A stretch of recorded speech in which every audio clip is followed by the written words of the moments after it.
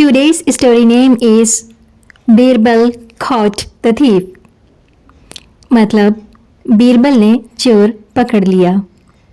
Catch इसकी first form है, caught इसकी सेकंड फॉर्म है. इसको हम caught पढ़ेंगे. caught. Catch is an irregular verb. इसकी first form catch, second form यानी कि पास्ट टेंस इसका है caught and past participle caught और इसकी जेरेंट फॉर्म कैचिंग. कैचिंग. आइए तो अब स्टोरी की तरफ बढ़ते हैं. Once a rich merchant's house was robbed. मतलब once एक दफ़ा. A rich merchant एक अमीर ताजिर. मर्चेंट का मतलब होता है ताजिर या फिर सौदागर. Once a rich merchant's house was robbed. एक दफ़ा एक अमीर ताजिर का घर लूट लिया गया. रॉब कहते हैं लूट लेने को. ये वर्ब है और यहाँ इसकी सेकंड फॉर्म लगी हुई है.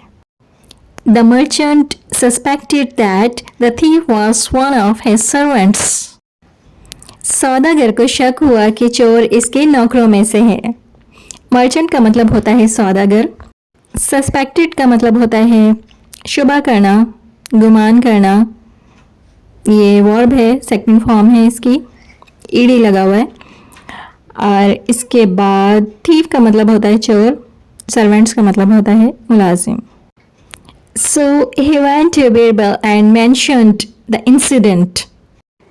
लिहाजा वो बीरबल के पास गया और वाक़या बयान किया. सो का मतलब होता है लिहाजा या फिर चुनाचा. ही वेंट टू, गो की सेकंड फॉर्म है वेंट, वो गया. एंड मेंशन्ड और बयान किया द इंसिडेंट, वाक़या. Birbal went to his house. Birbal अपने घर गया. And assembled all of his servants और अपने तमाम नौकरों को जमा किया. असेंबल का मतलब होता है जमा करना, इकट्ठा करना. ईडी लगा हुआ है, ये इसकी सेकंड फॉर्म है. असेंबल, असेंबल्ड सेकंड फॉर्म और असेंबल्ड ये इसकी थर्ड फॉर्म है. एंड आस्क्ड और पूछा that who stole the merchants things कि सौदागर का सामान किसने चुराया है. एवरीबडी डिनाइड, हर किसी ने इनकार कर दिया. डिनाई फर्स्ट फॉर्म है, सेकंड फॉर्म इसकी डिनाइड है और इसका मतलब होता है इनकार करना. Birbal thought for a moment. Birbal ने एक लम्हे के लिए सोचा. थॉट सेकंड फॉर्म है थिंक की. मोमेंट, अ मोमेंट एक लम्हा या फिर एक पल. Then gave a stick of equal length to all the servants of the merchant. इसका मतलब है फिर सौदागर ने तमाम नौकरों को बराबर लंबाई की लाठी दी. स्टिक का मतलब होता है लाठी, इक्वल लेंथ बराबर लंबाई. And said to them that the stick of the real thief will be longer by 2 inches tomorrow. और उनसे कहा कि असल चोर की लाठी कल 2 इंच लंबी हो जाएगी. All the servants should be present here again tomorrow with their sticks. इसकी ट्रांसलेशन, ऑल द सर्वेंट्स तमाम मुलाजिम, शुड बी प्रेजेंट हाजिर होने चाहिए, हेयर यहाँ, अगेन दोबारा, टुमारो विद देयर स्टिक कल अपनी लाठी के साथ. मैं आपको बहुत ही आसान तरीके से वर्ड बाय वर्ड ट्रांसलेशन करना सिखा रही हूँ, इस तरह आपको भी आ जाएगी. आइए अब आगे देखते हैं. All the servants went to their homes. तमाम नौकर अपने अपने घर चले गए. And gathered again at the same place the next day. और अगले दिन दोबारा उसी जगह जमा हो गए. आइए तो अब आगे देखते हैं.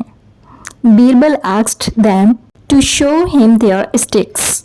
बीरबल ने इन्हें अपनी लाठियां दिखाने को कहा. One of the servants had his stick shorter by 2 inches. एक नौकर की लाठी 2 इंच छोटी थी. बीरबल said, बीरबल ने कहा, This is your thief merchant. Merchant यानी कि सौदागर, ये तुम्हारा चोर है. आइए तो फिर इस स्टोरी का लास्ट पैराग्राफ जानते हैं. क्या लिखा है इसमें. Later the merchant asked Birbal. बाद में सौदागर ने बीरबल से पूछा, how did you catch him, कि तुमने इसे कैसे पकड़ा. बीरबल सेड, बीरबल ने कहा, The thief had already cut his stick short by 2 inches in the night, fearing that his stick will be longer by 2 inches by morning.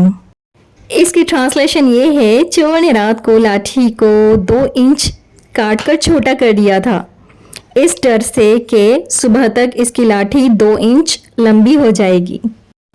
Moral: Truth will always prevail. मतलब इस कहानी से हमें अखलाकी सबक ये मिलता है कि सच हमेशा गालिब रहेगा. अच्छा, ये जो लास्ट में लिखा है ना, प्रीवेल नहीं पढ़ेंगे इसे पढ़ेंगे परवेल. और इस वर्ड का मतलब है, परवेल का मतलब है गालिब आना, कामयाब होना, हावी होना, या फिर दूसरे मायनों में इसको इस तरह भी कह सकते हैं, आम होना या राइज होना. ये किसी फैशन के लिए भी ये वर्ड यूज़ हम कर सकते हैं, जैसे फैशन राइज होना, आम होना. इनको हम डिस्क्राइब कर रहे हैं कि ये फैशन राइज हो गया, आम हो गया, तो इसके लिए भी हम ये वर्ड यूज़ कर सकते हैं. Thanks for watching. Please don't forget to like, subscribe and share. Stay connected with Learn English with Sana Farhan. So long.